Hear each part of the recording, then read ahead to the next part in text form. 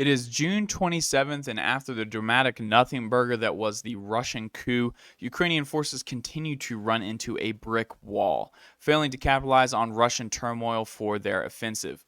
Both sides have captured ground over the last week, but as the Ukrainian army advances and captures another town, Western media is saying that at the current rate, Ukraine will not take back their territory for another 16 years. A troublesome calculation, as Ukraine has already lost at least 15% of their Bradley infantry fighting vehicles. Meanwhile, Russia is grinding away at Ukrainian troops in the northern Donbass, capturing more ground on the approaches to Kupiansk and in the Kreminna forests. All of this in today's Frontline report. First, we will begin with the Russian gains. Just before the weekend started, Russian forces made an advance just north of Kupiansk, while pressure was placed on the entire Ukrainian front line in the north. Russian forces managed to almost completely capture the forest north of Kupiansk, just outside the frontline settlement of Senkivka. The Battle of Kupiansk has not yet begun, but if Senkivka falls, the Ukrainian army will struggle to hold back the Russian advance, as the Russian army will then have access to a road network of back roads that leads in multiple directions, flowering out from the town. This advance was likely halted by the Russian army due to the Wagner rebellion, which we will quickly gloss over the details of.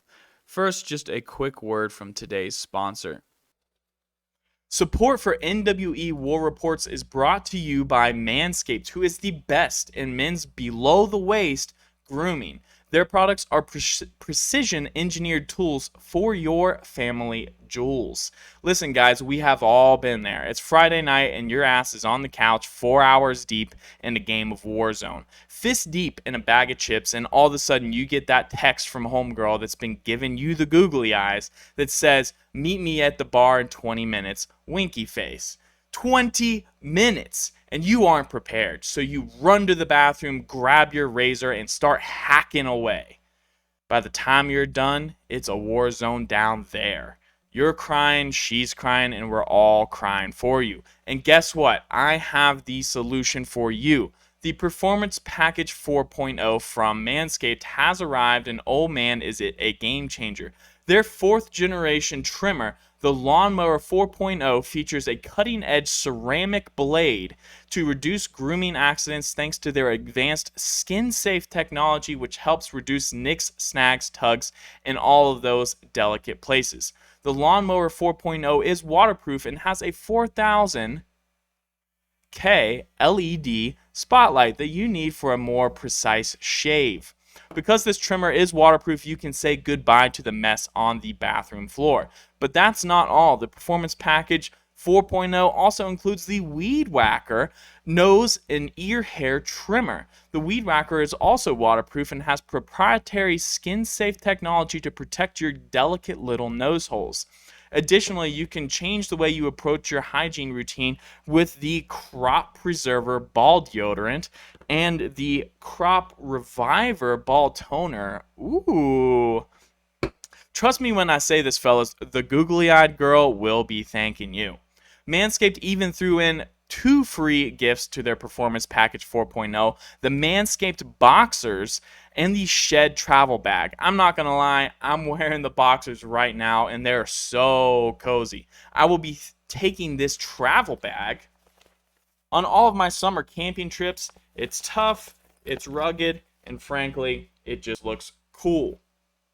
Manscaped's Performance Package is the ultimate men's hygiene bundle. Join over 8 million men worldwide who trust Manscaped with this exclusive offer for you. 20% off and free worldwide shipping with the code NWE at manscaped.com. If my math is correct, that's about 16 million happy balls. Get 20% off and free shipping with the code NWE at manscaped.com. That's 20% off with free shipping at manscaped.com and use code NWE. Unlock your confidence and always use the right tools for the job with Manscaped. So, if you're looking for the details of what exactly happened leading up to and during the Wagner Rebellion, I recommend viewing my previous video. Yes, it is outdated, and of course, my predictions are all wrong, but the chain of events are relatively accurate. In terms of the reason why, this is my best read on the situation. It is pretty well known that Wagner and the Ministry of Defense were clashing. In the weeks leading up to the event, the Kremlin signed an order that would essentially dissolve Wagner by forcing all of its soldiers to sign direct contracts with the Ministry of Defense. So Prigozhin himself appears to have been reacting to gain concessions like a typical Russian oligarch. It appears like this rebellion was never intended to take Moscow, but to gain negotiating leverage over the Russian government. It's unknown the specifics behind the deal that was made, but Prigozhin bought himself passage to Belarus along with allegedly 8,000 of his troops. It is clear now that a large chunk of the Wagner force did not participate in the event, likely due to loyalty concerns to the Russian state. The ones that did probably did so either out of loyalty to Prigozhin or an unwillingness to eventually sign a contract and fight for the Ministry of Defense, which they view as being wasteful with human life. Either way, Prigozhin appears to be satisfied in terms of his personal position. Maintaining a part of his private army now means that he still has more power than what he would have had if he allowed the Ministry of Defense to take away Wagner. In the West, the situation is viewed as possibly even more problematic, with the countries on NATO's eastern flank sounding alarm over Wagner's presence in Belarus. It is now believed that Russia might make a second attempt on capturing Kyiv, this time with Wagner at its head, depending on what kind of deal was struck between Prigozhin and the Russian government. These are all assumptions as of now, but NATO is calling to strengthen its western borders even more. An expected reaction to Wagner's proximity, but one that will certainly continue to raise tensions. Now moving back to the battlefield in the area of the Crimea forests, where both armies have been clashing in very heavy battles. The Russian army has taken some ground in the forest just north of Bielogorivka, but has likely been limited by the intensity of Ukrainian counterattacks. Moving on to the Bakhmut environment, Ukraine continues to place pressure on the Russian army here, with some sources claiming small Ukrainian gains south of the city near the settlement of Klashivka. These gains are marginal, however, and the rate of gains does not seem to resemble any kind of momentum, or at least outsized momentum, for the Ukrainian army, nor an extreme weakness here for Russian lines. Next, to quickly gloss over the Avdiivka sector, Ukraine has launched some attacks and has managed to capture some of the territory between Opitny and Sieverne, but these appear to also be very marginal gains, just basically in the fields, maybe even just the gray zone. Now we will go to the area of Velika Novosilka, where Ukraine has captured the first settlement in well over the last week of their offensive. After several days of advances uphill on the flanks of Russian forces, the Russians were forced to withdraw from Rivnopil or else face a possible encirclement. This is likely the one area that Ukraine managed to take advantage of the chaos inside of Russia. Since Wagner was in control of Rostov-on-Don and Chechen forces were diverted from the front to the city to deal with the mercenary threat, there was a situation where Russian troops in the area struggled to get reinforcements and possibly even supplies, all of which comes through the city of Rostov. Ukraine's luck over the last few days essentially stops there. In the area south of Rykov, Ukraine made a hard push back into the gray zone just north of Robotny and the nature reserve, but at what appears to be a very heavy cost. After a short lull, Russian attack helicopters have returned to the battlefield in force and continue to pick off Ukrainian armored vehicles. These images here show what appears to be two burned out Ukrainian Leopard 2A6 tanks, along with a Bradley infantry fighting vehicle. Rheinmetall concern in Germany, which manufactures the Leopard tank, has promised to deliver another batch of Leopards to Ukraine on behalf of NATO countries, but these tanks are yet to be manufactured, so the lost Ukrainian Leopards are a big hit for Ukrainian offensive power.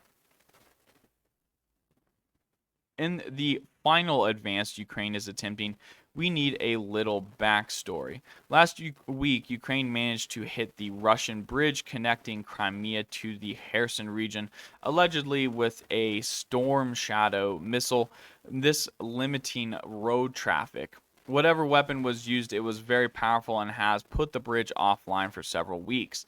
This, along with the logistics hub of Rostov going off for several days, should have created an opportunity for Ukrainian forces against Russian positions further to the west.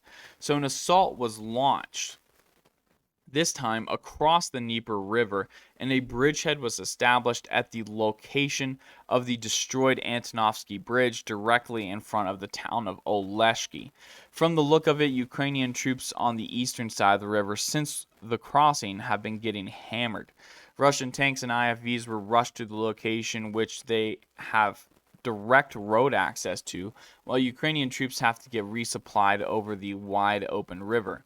Russian aviation and artillery has also been very active and has not let up on the territory since the bridgehead was established. It is still early to tell, but unless Russian artillery runs low on ammunition, then Ukrainian forces could lose their bridgehead. Overall, the Ukrainian offensive is running into some serious trouble. Ground has been gained, arguably at a similar pace to that of Russia when they launched their own offensive actions, but for Ukraine, it is not good news. Russia is 3 times the size of Ukraine, so Ukraine cannot win an attritional war against Russia. The best chance of victory is rapid advances coupled with outsized casualties placed on the Russian frontline troops. At current, neither appears to be the case for Ukraine. The Wagner rebellion presented a huge opportunity for Ukraine, but they failed to react quickly enough to the situation to force a Russian rout. A recent Washington Post opinion piece has stated that at the current rate of capture, the Ukrainian army will not retake their land for another 16 years, a time frame that would make victory essentially impossible since it doesn't factor in Ukrainian attritional losses, military production, or foreign support. Well, that is it from me, guys. Once again, I would like to thank you for joining, and until next time.